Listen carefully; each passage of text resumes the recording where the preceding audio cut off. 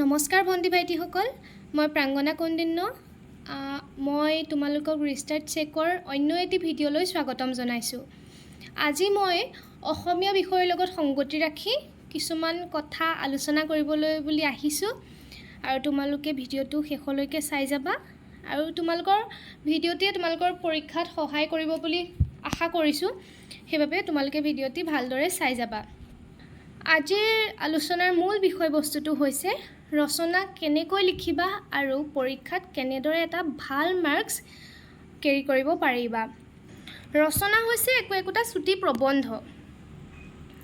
প্ৰশ্নকাকত সাধাৰণতে কেইবাটাও ৰচনাৰ বিষয়বস্তু দিয়া হয় প্ৰশ্নকাকতত, আৰু তাৰ ভিতৰত আমি মাত্ৰ এটা বিষয় চিলেক্ট কৰি তাৰ ওপৰত লিখিব লাগে। কোনটো বিষয়ৰ ওপৰত তোমাৰ বিশেষ জ্ঞান আছে, কোনটো বিষয় তুমি ভালদৰে লিখিব পাৰিবা সেইটো ভাবি ল'বা আৰু তাৰপিছত তুমি এখন ৰচনা চিলেক্ট কৰিবা। ইয়াত একোটা নিৰ্দিষ্ট বিষয় পদ্ধতিগতভাৱে প্ৰকাশ কৰা হয় আৰু তাতেই এজন ছাত্ৰ বা ছাত্ৰীৰ চিন্তাধাৰাৰ মানদণ্ড, প্ৰকাশভংগী আৰু তেওঁৰ যি চিন্তাধাৰা সেইখিনি প্ৰতিফলিত হয়। আমি এতিয়া ৰচনা লিখাৰ কৌশলসমূহ আলোচনা কৰোঁ আহা। ৰচনা লিখাৰ কৌশলসমূহ মূল তিনিটা ভাগত ভগাই ল'ব লাগে। প্ৰথমতে তিনিটা ভাগ হৈছে বক্তব্য, উপসংহাৰ বা সামৰণি আৰু ভূমিকা। এই তিনিটা ভাগত ভগাই প্ৰথমতে আমি ল'ব লাগে। তাৰপিছত দ্বিতীয়তে ৰচনাখনৰ আৰম্ভণিয়েই হৈছে ভূমিকা। ই ৰচনাৰ এক অতি গুৰুত্বপূৰ্ণ অংশ। সেই অংশটো পঢ়িয়েই পাঠক বা তোমাৰ প্ৰশ্ন বা বহি চাওঁতাজন আকৰ্ষিত হয়। তোমালোকে অযথা অপ্ৰাসংগিক বৰ্ণনা কিছুমান নকৰিলেই ভাল হয় আৰু এনেই কেতিয়াবা কিছুমান দীঘলীয়া বিৱৰণ দিয়া হয়, সেইসমূহ দিয়াৰ মানে আৰম্ভণিতে প্ৰয়োজন নাই। আৰু তোমালোকে শিক্ষকৰ বহি চাওঁতাজনৰ মন আকৰ্ষিত কৰিবলৈ হ'লে আৰু এটা কাম কৰিব পাৰা। তোমালোকে আৰম্ভণিতে প্ৰথমতেই কোনোবা বিশেষ ব্যক্তিৰ কোটেশ্যন দিব পাৰা। সেই বিষয়টোৰ লগত সংগতি থকা কিছুমান কোটেশ্যন প্ৰথমতে দিব পাৰা।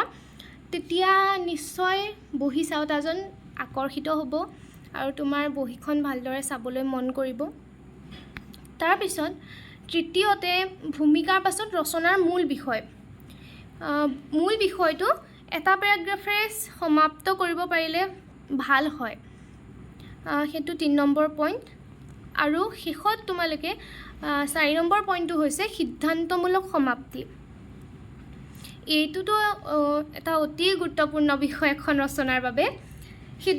সিদ্ধান্তমূলক সমাপ্তিয়েই হৈছে ৰচনাখনৰ উপসংহাৰ।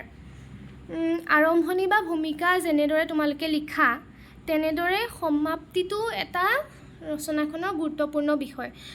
আৰম্ভণিত যেনেদৰে পাঠকৰ মন আকৰ্ষিত হয় তেনেদৰে যদি তুমি সামৰণিটো মাৰোঁতেও যদি তুমি ভালদৰে বাক্যখিনি লিখি বাক্য গাঁথনি ভাল কৰি যদি লিখিব পাৰা তেতিয়া তোমাক নিশ্চিতভাৱে বহি চাওঁতাজনে নাম্বাৰ দিব। তাৰপিছত এতিয়া মূল কথাটো হৈছে সৰহ নম্বৰ তোমালোকে কিদৰে লাভ কৰিবা। নিশ্চয় মন যায় অসমীয়াত ৰচনাখন লিখোঁতে এটা সৰহ নম্বৰ লাভ কৰিবলৈ, হয়নে বাৰু? এখন ৰচনাত তোমাৰ পৰীক্ষাত মুঠ নম্বৰ 6 বা 8 থাকে। সেই 6 বা 8 গোটাকৈ লাভ কৰিবলৈ তোমাৰো মন যায় আৰু সেইটো কেনেদৰে লাভ কৰিবা সেইখিনিও মই তোমালোকক পইণ্ট ৱাইজ ক'বলৈ চেষ্টা কৰিম। প্ৰথমতে এটা বিষয় নিৰ্বাচন কৰাটো মূল কাম। তোমালোকে প্ৰথমতে প্ৰশ্নকাকতত 3টা বা 4টা বিষয় দিয়ে বা কেতিয়াবা 2টাও দিয়া দেখা যায়।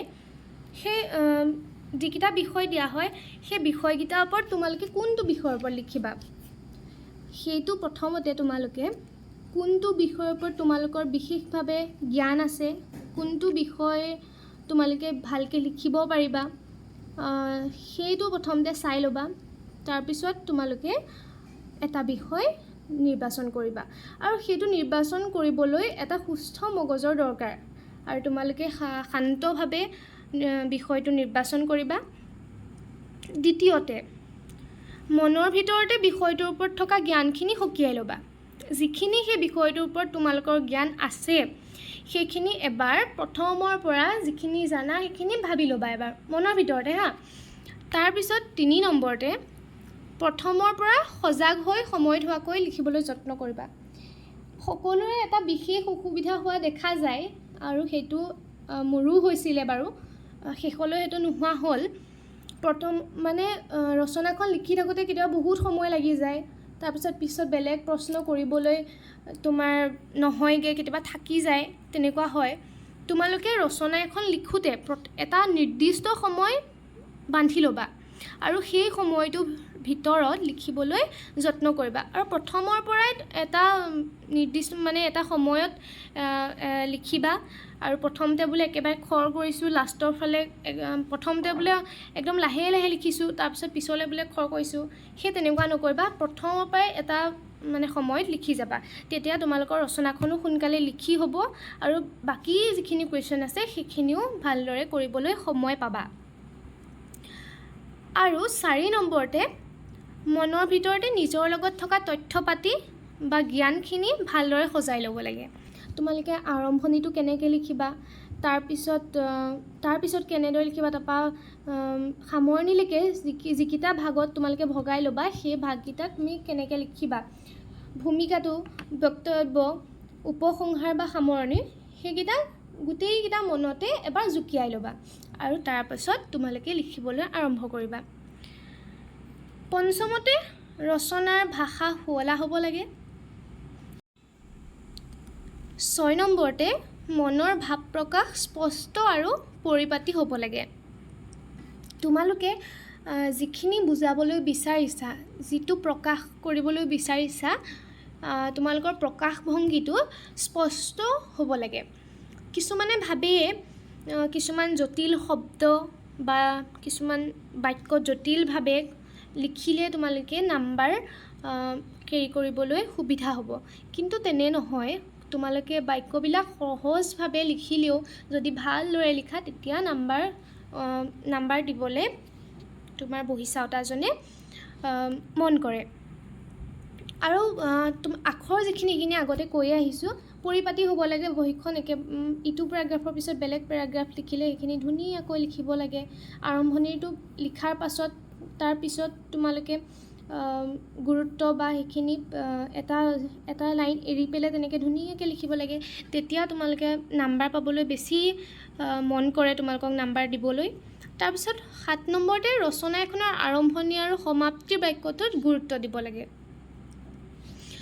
এখন ৰচনা লিখোঁতে তোমালোকে আৰম্ভণিৰ যিটো বাক্য লিখিবা সেইটো যদি সুন্দৰভাৱে লিখিব পাৰা, তেতিয়া পাঠক মানে আৰম্ভণিতে আকৰ্ষিত হৈ যাব আৰু তোমাৰ বহীখন সুন্দৰকৈ চাব। আৰু সামৰণি বাক্যটো তেনেদৰে ভালকৈ লিখিবলৈ পাৰিলে তোমালোকে যে নাম্বাৰ এটা ভালকৈ পাবা সেইটো নিশ্চিত। আৰু সেইটোৱে কথা। তাৰপিছত এতিয়া তোমালোকে গুগলৰ পৰাও পঢ়িব পাৰা, তাতো কিছুমান ভাল ভাল ৰচনা থাকে। অথবা তোমালোকে কিছুমান কিতাপ ৰচনাৰ থাকে, সেইসমূহৰ পৰা পঢ়িব পাৰা। কিন্তু সেইসমূহৰ পৰা ডাইৰেক্ট লিখাটো মানে ভাল নহয়। তোমালোকে সেইসমূহ পঢ়িবা, গুগলৰ পৰাও পঢ়িবা, কিতাপৰ পৰাও পঢ়িবা। আৰু সেই কিতাপৰ পৰা মানে পঢ়োঁতে তোমালোকে সেই যিটো বিষয়বস্তুসমূহৰ পৰা জ্ঞানটো আহৰণ কৰিবা, কিন্তু তাৰ পৰা ডাইৰেক্ট লিখি নিদিবা। আৰু সেই জ্ঞানসমূহ আহৰণ কৰি তোমালোকে নিজা ভাৱ ভাষা, তোমালোকৰ অভিমত আদি তাত যুক্ত কৰিবা আৰু ধুনীয়াকৈ সেইখিনি লিখিবা। তেতিয়া তোমালোকে নাম্বাৰ যে পাবা সেইটো একদম নিশ্চিত। আৰু সকলোৱে এইখিনি পইণ্টসমূহ ফ'ল' কৰিবা, তেতিয়া তোমালোকে নাম্বাৰ পাবলৈ সুবিধা হ'ব। আৰু ভালদৰে লিখিবা, পৰীক্ষা ভালকৈ দিবা, সেয়া আমি কামনা কৰিছোঁ। ধন্যবাদ।